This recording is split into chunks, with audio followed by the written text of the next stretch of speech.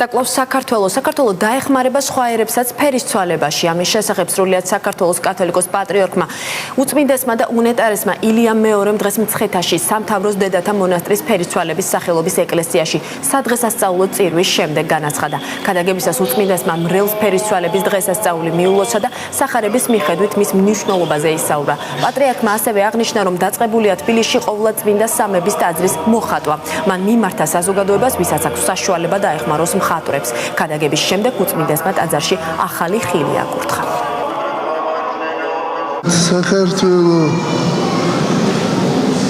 დაეხმარება სხვა ერებსაც აი ამ ფერის ცვალებაში. ღმერთმა დაგლოცოთ, გაგახაროთ და ღმერთმა ინებოს, რომ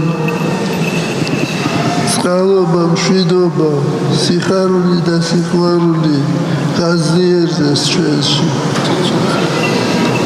მე მინდა მოგახსენოთ, რომ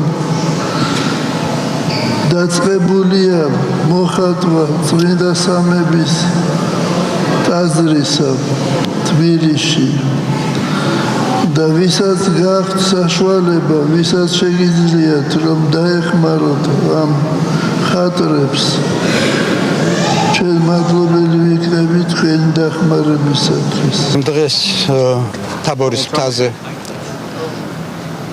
იესო ქრისტეს უსაყვარლეს მოწაფეებთან ერთად ავიდა და იქ თაბორის მთაზე სახე მისი გაბრწყინდა როგორც თოვლი გასპეტაკდა. ფერის ცვალების დღესასწაულს ვულოცავ მთელ მსოფლიოში სულ ყველას. მსოფლიოში ყველა ადამიანს კონდეს ჭეშმარიტი ფერის ცვალება, სულიერად ამაღლდეს ყველანი.